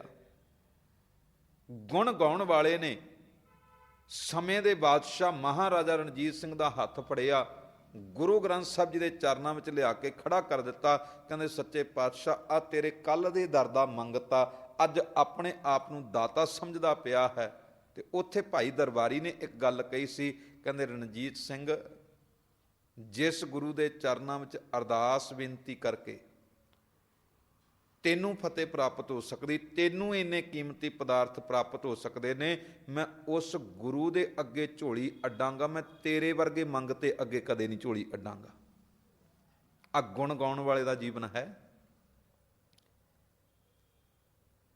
ਕਹਿੰਦੇ ਜੇ ਤੈਨੂੰ ਇੱਥੋਂ ਦਾਤ ਪ੍ਰਾਪਤ ਹੋ ਸਕਦੀ, ਜੇ ਤੈਨੂੰ ਇੰਨੇ ਕੀਮਤੀ ਪਦਾਰਥ ਪ੍ਰਾਪਤ ਹੋ ਸਕਦੇ ਨੇ, ਫਿਰ ਜੇ ਮੈਨੂੰ ਲੋੜ ਹੋਵੇਗੀ ਮੈਂ ਆਪਣੇ ਗੁਰੂ ਦਾਤੇ ਤੋਂ ਹੀ ਮੰਗਾਂਗਾ, ਮੈਂ ਆਪਣੇ ਰੱਬ ਦੇ ਚਰਨਾਂ ਦੇ ਵਿੱਚ ਹੀ ਅਰਦਾਸ ਬੇਨਤੀ ਕਰਕੇ ਮੰਗ ਰੱਖ ਦਵਾਂਗਾ, ਮੈਂ ਤੇਰੇ ਕੋਲੋਂ ਕਿਉਂ ਮੰਗਾ। ਇਹੋ ਜਿਹੇ ਪਿਆਰਿਆਂ ਦੇ ਉੱਪਰ ਰੱਬ ਖੁਸ਼ ਹੁੰਦਾ। ਇਹਨੂੰ ਅਸਲ ਵਿੱਚ ਗੁਰਮਤਿ ਵਿੱਚ ਗਾਉਣਾ ਕਹਿੰਦੇ ਨੇ ਭਾਈ। ਵੀ ਜੇ ਕਹਿ ਦਿੱਤਾ ਨਾ ਵੀ ਏਕੋ ਹੈ ਭਾਈ, ਏਕੋ ਹੈ ਸਾਹਿਬ, ਮੇਰਾ ਇੱਕੋ, ਫਿਰ ਸਿਰ ਤੇ ਵੱਢਿਆ ਜਾ ਸਕਦਾ, ਦੂਜਾ ਸਾਹਿਬ ਨਹੀਂ ਬਣਾਵਾਂਗੇ ਕਦੇ, ਜੇ ਅਸਲ ਵਿੱਚ ਰੱਬ ਦੇ ਗੁਣ ਗਾਏ ਹੋਣਗੇ। ਨਹੀਂ ਤੇ ਅਸੀਂ ਵੇਖਦੇ ਹਾਂ ਇੱਕ ਪਾਸੇ ਆਪਣੇ ਗੁਰੂ ਦੇ ਸ਼ਬਦ ਪੜ੍ਹਦੇ ਹਾਂ, ਏਕੋ ਹੈ ਭਾਈ, ਏਕੋ ਹੈ ਸਾਹਿਬ, ਮੇਰਾ ਏਕੋ ਹੈ। ਇੱਕ ਪਾਸੇ ਇਹ ਗੱਲ ਕਹਿੰਦੇ ਆ, ਰਾਖਾ ਏਕ ਹਮਾਰਾ ਸੁਆਮੀ ਸਗਲ ਘਟਾਂਕਾ, ਅੰਤਰਜਾਮੀ ਗਾਈ ਜਾ ਰਹੇ ਨੇ, ਤੇ ਹੋਰ ਅਨੇਕਾਂ ਤਰ੍ਹਾਂ ਦੇ ਦਾਤੇ ਬਣਾ ਕੇ ਬੈਠੇ ਆ, ਹੋਰ ਅਨੇਕਾਂ ਤਰ੍ਹਾਂ ਦੇ ਆਪਣੇ ਮਾਲਕ। ਸ਼ਨੀਵਾਰ ਨੂੰ ਕੋਈ ਹੋਰ ਮਾਲਕ, ਬੁੱਧਵਾਰ ਨੂੰ ਕੋਈ ਹੋਰ ਮਾਲਕ, ਵੀਰਵਾਰ ਨੂੰ ਕੋਈ ਹੋਰ ਸਾਡਾ ਰੱਬ, ਮੱਸਿਆ ਨੂੰ ਸਾਡਾ ਕੋਈ ਹੋਰ, ਪੁੰਨਿਆਂ ਨੂੰ ਹੋਰ, ਸੰਗਰਾਂਦ ਨੂੰ ਹੋਰ, ਦਸਵੀਂ ਨੂੰ ਕੋਈ ਹੋਰ। ਇਹ ਗੁਣ ਗਾਉਣ, ਇੱਦਾਂ ਦੇ ਗੁਣ ਗਾਉਣ ਵਾਲਿਆਂ ਉੱਪਰ ਰੱਬ ਨਹੀਂ ਖੁਸ਼ ਹੁੰਦਾ ਭਾਈ। ਗੁਣ ਗਾਉਣ ਦਾ ਅਰਥ ਕੀ ਹੈ? ਜੋ ਮੈਂ ਗਾ ਰਿਹਾ ਉਹਨਾਂ ਬਚਨਾਂ ਅਨੁਸਾਰ ਆਪਣਾ ਜੀਵਨ ਬਣਾਇਆ ਜਾਵੇ। ਜੋ ਅਸੀਂ ਸ਼ਬਦ ਬੋਲਦੇ ਪਏ ਹਾਂ ਉਹਨਾਂ ਸ਼ਬਦਾਂ ਦੇ ਅਨੁਸਾਰ ਸਾਡਾ ਜੀਵਨ ਹੋਣਾ ਚਾਹੀਦਾ। ਫਿਰ ਕਹਿ ਸਕਦੇ ਹਾਂ ਰੱਬ ਦੀ ਕਿਰਪਾ ਦੇ ਪਾਤਰ।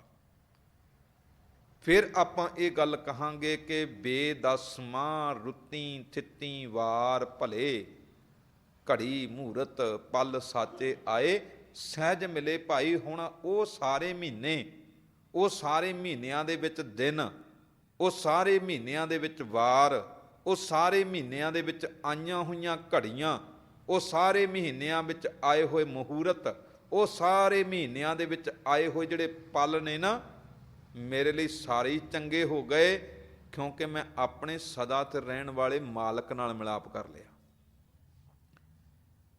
ਆਪਣੇ ਮਾਲਕ ਦੇ ਚਰਨਾਂ ਨਾਲ ਮੇਰੀ ਸਾਂਝ ਬਣ ਗਈ ਹੈ। ਸਤਿਗੁਰੂ ਜੀ ਕਹਿੰਦੇ ਗਾਉਣ ਦਾ ਅਰਥ ਸਿੱਖ ਲੈ ਪਿਆਰਿਆ।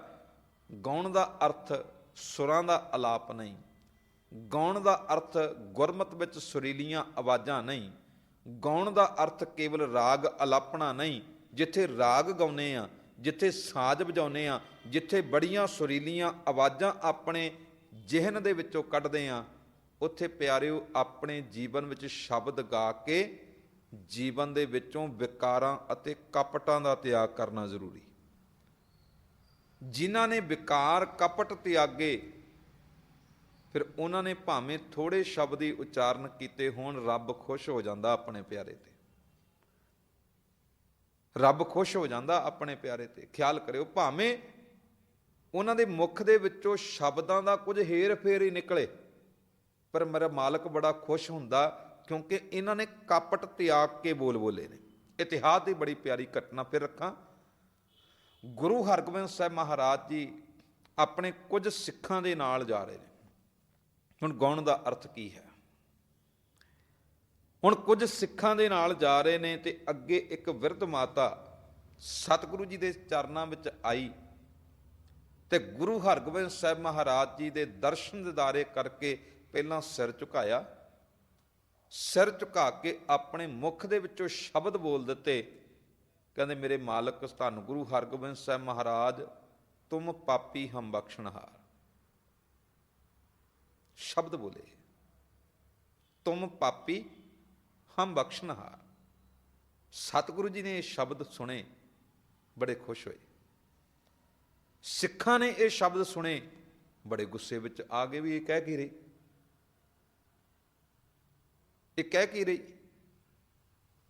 ਉਸ ਮਾਤਾ ਨੇ ਜਦੋਂ ਆਪਣੇ ਗੁਰੂ ਦੀ ਖੁਸ਼ੀ ਨੂੰ ਵੇਖਿਆ, ਫਿਰ ਸ਼ਬਦ ਰਿਪੀਟ ਕਰ ਦਿੱਤੇ। ਕਹਿੰਦੇ ਮੇਰੇ ਸੱਚੇ ਪਾਤਸ਼ਾਹ ਧੰਨ ਗੁਰੂ ਹਰਗੋਬਿੰਦ ਸਾਹਿਬ ਮਹਾਰਾਜ, ਤੁਮ ਪਾਪੀ ਹਮ ਬਖਸ਼ਣਹਾਰ।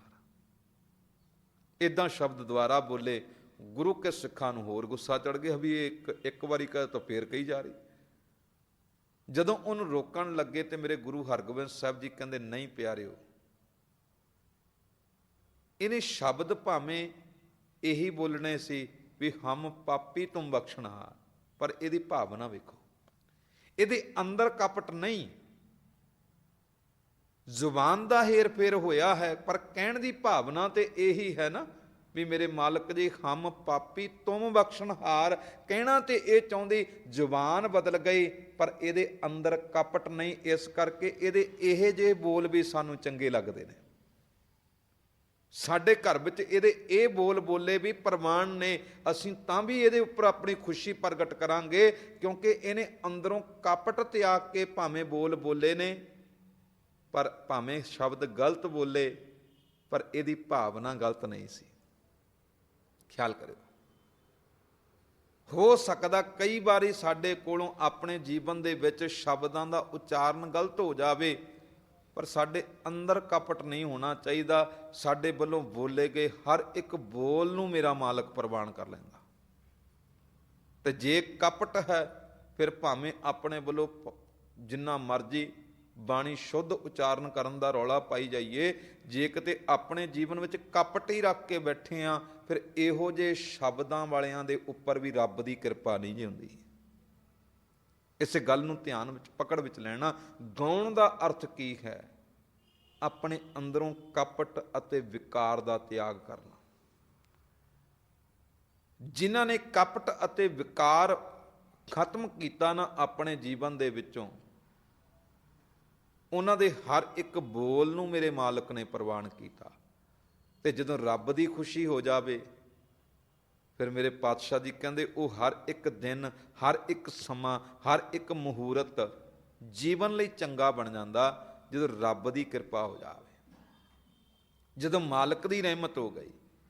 ਰਹਾਉ ਦਾ ਬੰਦ ਸਤਿਗੁਰੂ ਜੀ ਕਹਿੰਦੇ ਗਾਇਓ ਰੀ ਮੈਂ ਗੁਣ ਨਿਦ ਮੰਗਲ ਗਾਇਓ। ਹੇ ਮੇਰੀ ਭੈਣ, ਹੇ ਮੇਰੀ ਗੁਰੂ ਪਿਆਰੀ ਸਾਧ ਸੰਗਤ ਜੀ, ਮੈਂ ਗੁਣਾਂ ਦੇ ਖਜ਼ਾਨੇ ਮਾਲਕ ਦੇ ਗੁਣ ਗਾਏ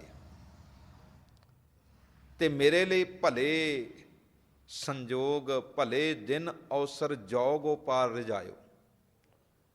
ਜਦੋਂ ਮੈਂ ਗੁਣ ਗਾ ਕੇ ਆਪਣੇ ਮਾਲਕ ਨੂੰ ਖੁਸ਼ ਕੀਤਾ ਨਾ, ਉਹ ਦਿਨ, ਉਹ ਸੰਜੋਗ, ਉਹ ਅਵਸਰ, ਉਹ ਮੁਹੂਰਤ ਮੇਰੇ ਲਈ ਸਭ ਤੋਂ ਵੱਧ ਚੰਗਾ ਜ਼ਿੰਦਗੀ ਦੇ ਵਿੱਚ, ਉਹ ਸਮਾਂ ਸਭ ਤੋਂ ਵੱਧ ਸੁਲੱਖਣਾ ਹੋ ਗਿਆ। ਇਸੇ ਕਰਕੇ ਬਚਨ ਕਹਿ ਦਿੱਤੇ ਸਨ, ਧੰਨ ਸੋ ਵੇਲਾ ਜਿਤ ਦਰਸ਼ਨ ਕਰਨਾ। ਉਹ ਮੇਰੇ ਮਾਲਕ ਜੀ, ਮੇਰੀ ਜ਼ਿੰਦਗੀ ਦੇ ਵਿੱਚ ਉਹ ਵੇਲਾ ਸਭ ਤੋਂ ਵੱਧ ਚੰਗਾ ਹੈ, ਧੰਨਤਾ ਯੋਗ ਹੈ ਮੇਰੇ ਲਈ, ਜਿੱਦਣ ਮੈਂ ਪਾਤਸ਼ਾਹ ਤੇਰੇ ਦਰਸ਼ਨ ਕਰ ਲਏ, ਜਿੱਦਣ ਮੈਂ ਤੇਰੇ ਨਾਲ ਆਪਣੇ ਆਪ ਨੂੰ ਜੋੜ ਲਿਆ ਨਾ, ਮੇਰੀ ਜ਼ਿੰਦਗੀ ਦਾ ਉਹ ਸਮਾਂ ਸਭ ਤੋਂ ਵੱਧ ਚੰਗਾ ਹੈ। ਧੰਨ ਸੋ ਵੇਲਾ ਜਿਤ ਦਰਸ਼ਨ ਕਰਨਾ, ਹਉ ਬਲਿਹਾਰੀ ਸਤਿਗੁਰ ਚਰਨਾ। ਮੈਂ ਆਪਣੇ ਸਤਿਗੁਰੂ ਜੀ ਦੇ ਚਰਨਾਂ ਤੋਂ ਬਲਿਹਾਰ ਹਾਂ, ਜਿਸ ਗੁਰੂ ਦੀ ਕਿਰਪਾ ਦੇ ਨਾਲ ਆਪਣੇ ਮਾਲਕ ਦੇ ਦਰਸ਼ਨ ਦਿਦਾਰੇ ਪ੍ਰਾਪਤ ਹੋਏ। ਇਸੇ ਕਰਕੇ ਮੇਰੇ ਸਤਿਗੁਰੂ ਜੀ ਨੇ ਇਹ ਪਾਵਨ ਬਚਨ ਕਹੇ, ਧੰਨ ਸੋ ਵੇਲਾ ਘੜੀ ਧੰਨ, ਧੰਨ ਮਹੂਰਤ ਪਲ ਸਾਰ, ਧੰਨ ਸੋ ਦਿਵਸ ਸੰਜੋਗੜਾ ਜਿਤ ਡਿਠਾ ਗੁਰ ਦਰਸਾਰ। ਉਹ ਸਮਾਂ ਧੰਨਤਾ ਯੋਗ ਹੈ। ਤੇ ਸਾਹਿਬ ਜੀ ਕਹਿੰਦੇ ਨਾਨਕ ਸੋਈ ਦਿਵਸ ਸੁਹਾਵੜਾ, ਜਿਤ ਪ੍ਰਭ ਆਵੈ ਚਿਤ, ਜਿਤ ਦਿਨ ਵਿਸਰੈ ਪਾਰ ਬ੍ਰਹਮ, ਫਿਟ ਭਲੇਰੀ ਰੁੱਤ। ਵੀ ਉਹ ਸਮਾਂ ਹੀ ਚੰਗਾ ਹੈ ਭਾਈ, ਜਦੋਂ ਮਾਲਕ ਚਿੱਤ ਦੇ ਵਿੱਚ ਵਸ ਜਾਵੇ। ਤੇ ਜਿੱਦਣ ਮਾਲਕ ਵਿਸਰ ਗਿਆ, ਭੁੱਲ ਗਿਆ, ਪਾਤਸ਼ਾਹ ਜੀ ਕਹਿੰਦੇ ਫਿਰ ਸੱਚ ਜਾਣਿਓ, ਉਹ ਰੁੱਤ ਭਾਵੇਂ ਬਸੰਤ ਕਿਉਂ ਨਾ ਹੋਵੇ, ਉਹ ਫਟਕਾਰ ਯੋਗ ਹੈ ਸਮਾਂ। ਜਦੋਂ ਆਪਣੇ ਮਾਲਕ ਦੇ ਚਰਨਾਂ ਨਾਲੋਂ ਸਾਂਝ ਟੁੱਟ ਗਈ। ਇਸੇ ਕਰਕੇ ਸ਼ਬਦ ਕਹੇ ਸਨ, ਨਾਨਕ ਤਿੰਨਾ ਬਸੰਤ ਹੈ, ਜਿਨ ਘਰ ਵਸਿਆ ਕੰਤ, ਜਿਨ ਕੇ ਕੰਤ ਦਿਸਾਪੁਰੀ ਸੇ ਐਨਸ ਪਰੈ ਜਲੰਤ। ਉਹ ਬਸੰਤ ਦੇ ਵਿੱਚ ਵੀ ਸੜਦੇ ਪਏ ਨੇ, ਉਹਨਾਂ ਦੇ ਜੀਵਨ ਵਿੱਚ ਟਿਕਾ ਨਹੀਂ, ਖੇੜਾ ਨਹੀਂ। ਇਸ ਕਰਕੇ ਦਿਨ ਉਹ ਚੰਗਾ ਹੈ ਜਿਸ ਦਿਨ ਆਪਣੇ ਮਾਲਕ ਦੇ ਚਰਨਾਂ ਨਾਲ ਸਾਂਝ ਬਣਾ ਲਈ ਤੇ ਉਹਦੀ ਕਿਰਪਾ ਦੇ ਪਾਤਰ ਬਣ ਗਏ। ਇੱਥੇ ਬੇਨਤੀ ਇਸ ਕਰਕੇ ਕੀਤੀ ਵੀ ਗਾਉਣ ਦਾ ਅਰਥ ਆਪਣੇ ਜੀਵਨ ਵਿੱਚ ਸਮਝਣਾ, ਕੇਵਲ ਰਾਗਾਂ ਨੂੰ ਉਚਾਰਨ ਕਰਨਾ, ਸਾਜ਼ਾਂ ਨੂੰ ਵਜਾਉਣਾ ਨਹੀਂ, ਸ਼ਬਦਾਂ ਨੂੰ ਕੇਵਲ ਜ਼ੁਬਾਨ ਦੇ ਵਿੱਚੋਂ ਕੁਝ ਬੋਲਾਂ ਦਾ ਲਿਬਾਸ ਬਣਾ ਕੇ ਪ੍ਰਗਟ ਕਰਨਾ ਨਹੀਂ ਗਾਉਣ ਦਾ ਅਰਥ। ਪਾਠ ਕਰਨ ਦਾ ਅਰਥ ਵੀ ਕੇਵਲ ਇਹ ਨਹੀਂ ਵੀ ਆਪਣੇ ਵੱਲੋਂ ਸ਼ਬਦ ਬੋਲ ਦਿੱਤੇ ਬਸ ਪਾਠ ਕਰ ਲਿਆ। ਕਥਾ ਕਰਨ ਦਾ ਅਰਥ ਇਹ ਨਹੀਂ ਵੀ ਆਪਣੇ ਵੱਲੋਂ ਕੁਝ ਸ਼ਬਦ ਪ੍ਰਮਾਣ ਲਾ ਦਿੱਤੇ, ਕੁਝ ਸਾਖੀਆਂ ਸੁਣਾਤੀਆਂ, ਨਹੀਂ। ਸਤਿਗੁਰੂ ਜੀ ਕਹਿੰਦੇ ਜੋ ਸ਼ਬਦ ਤੂੰ ਗਾਏ ਨੇ, ਜੋ ਸ਼ਬਦ ਤੂੰ ਪੜ੍ਹੇ ਨੇ, ਜਿਨ੍ਹਾਂ ਸ਼ਬਦਾਂ ਦੀ ਤੂੰ ਵਿਚਾਰ ਕੀਤੀ ਹੈ, ਇਹਨਾਂ ਵਿੱਚ ਜੋ ਗਿਆਨ ਤੈਨੂੰ ਦਿੱਤਾ ਗਿਆ, ਜੋ ਜੀਵਨ ਜਾਤ ਤੈਨੂੰ ਸਿਖਾਈ ਗਈ, ਉਹ ਧਾਰਨ ਕਰਦਾ ਏ, ਫਿਰ ਤੇ ਰੱਬ ਦੀ ਕਿਰਪਾ, ਫਿਰ ਤੇ ਰੱਬ ਦੇ ਗੁਣ ਗਾ ਲੈ ਤੂੰ। ਜੇ ਤੂੰ ਆਪਣੇ ਜੀਵਨ ਵਿੱਚ ਉਹਨਾਂ ਸ਼ਬਦਾਂ ਨੂੰ ਗਾ ਕੇ, ਸੁਣ ਕੇ, ਪੜ੍ਹ ਕੇ, ਵਿਚਾਰ ਕੇ ਆਪਣਾ ਜੀਵਨ ਨਹੀਂ ਨਾ ਬਣਾ ਰਿਹਾ ਉੱਦਾਂ ਦਾ, ਫਿਰ ਰੱਬ ਦੇ ਗੁਣ ਹਾਲੇ ਤੱਕ ਨਹੀਂ ਗਾਏ, ਕਿਉਂਕਿ ਕਪਟੀ ਬੰਦੇ ਦਾ ਗਾਉਣਾ ਵੀ ਪ੍ਰਵਾਨ ਕੋਈ ਨਹੀਂ। ਬਾਣੀ ਤੇ ਪ੍ਰਿਥੀ ਚੰਦ ਵੀ ਪੜ੍ਹਦਾ ਸੀ ਬਹੁਤ, ਪ੍ਰਵਾਨ ਕਿਉਂ ਨਹੀਂ ਹੋਇਆ? ਕਪਟ ਸੀ, ਵਿਕਾਰ ਸੀ, ਭੈੜੀ ਸੋਚ ਸੀ।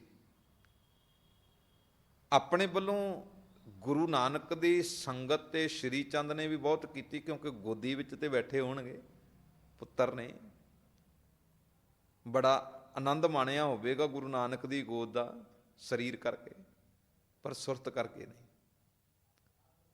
ਪ੍ਰਵਾਨਗੀ ਤੇ ਭਾਈ ਲਹਿਣੇ ਨੂੰ ਹੋਈ ਹੈ, ਕਬੂਲ ਤੇ ਭਾਈ ਲਹਿਣਾ ਜੀ ਹੋਏ ਨੇ, ਕਿਉਂਕਿ ਉਹਨਾਂ ਨੇ ਜਿੱਥੇ ਗਾਏ ਨੇ ਉੱਥੇ ਕਮਾਏ ਨੇ।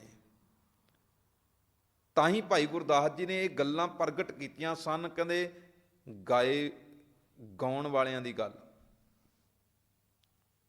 ਵੀ ਹੇ ਭਾਈ, ਗਾਏ ਸੁਣੈ ਆਖੈ ਮੀਚੈ ਪਾਈਐ ਨਾ ਪਰਮ ਪਦ। ਤੂੰ ਕਹੀਂ ਗਾਵਾਂਗਾ ਮੈਂ ਬੜੀ ਸੁਰੀਲੀ ਆਵਾਜ਼ ਵਿੱਚ। ਭਾਈ ਗੁਰਦਾਸ ਜੀ ਕਹਿੰਦੇ ਚੇਤੇ ਰੱਖੀ, ਜੇ ਇਕੱਲਾ ਸੁਰੀਲੀ ਆਵਾਜ਼ ਤੱਕ ਸੀਮਤ ਹੈ ਨਾ, ਫਿਰ ਗਾ ਕੇ ਵੀ ਰੱਬ ਦੀ ਖੁਸ਼ੀ ਨਹੀਂ ਹੋਣੀ।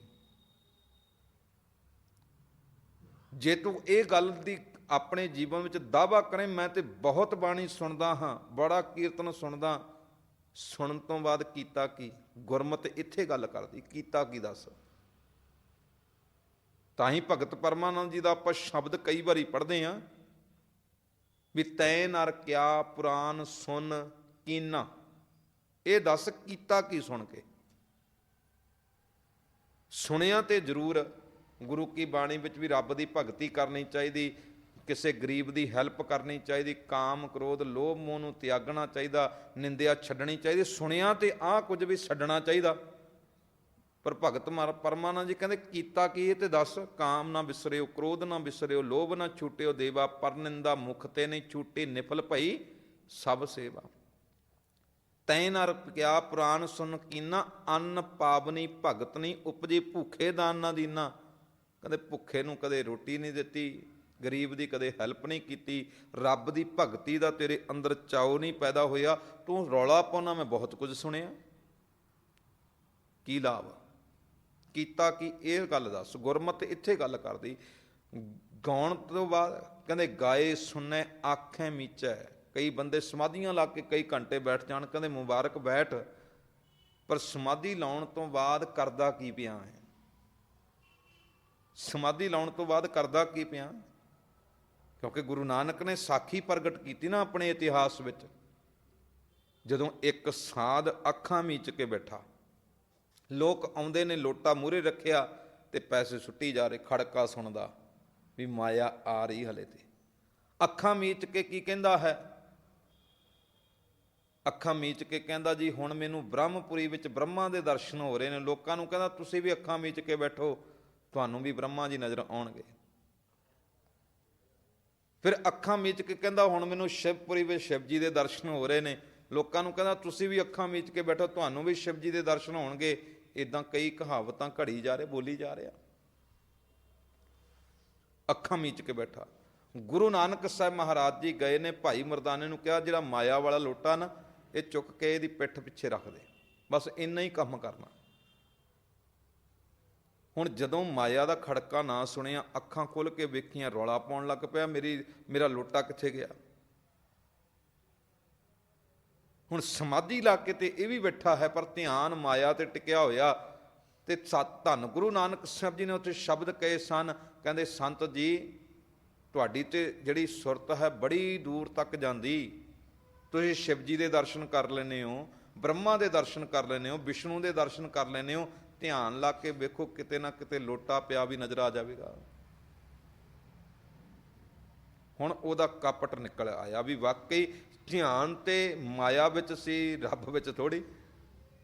ਇਸ ਕਰਕੇ ਸਤਿਗੁਰੂ ਜੀ ਨੇ ਉੱਥੇ ਗੱਲਾਂ ਕਹੀਆਂ। ਭਾਈ ਗੁਰਦਾਸ ਜੀ ਕਹਿੰਦੇ ਗਾਏ ਸੁਣੈ ਆਖੈ ਮੀਚੈ, ਪਾਈਐ ਨਾ ਪਰਮ ਪਦ, ਗੁਰ ਉਪਦੇਸ਼ ਗਹਿ ਜੌਲੋ ਨਾ ਕਮਾਈਐ। ਗਾਉਣਾ ਹੈ, ਕਮਾਉਣਾ ਹੈ, ਸੁਣਨਾ ਹੈ, ਕਮਾਉਣਾ ਹੈ, ਪੜ੍ਹਨਾ ਹੈ, ਕਮਾਉਣਾ ਹੈ, ਵਿਚਾਰਨਾ ਹੈ, ਕਮਾਉਣਾ ਹੈ।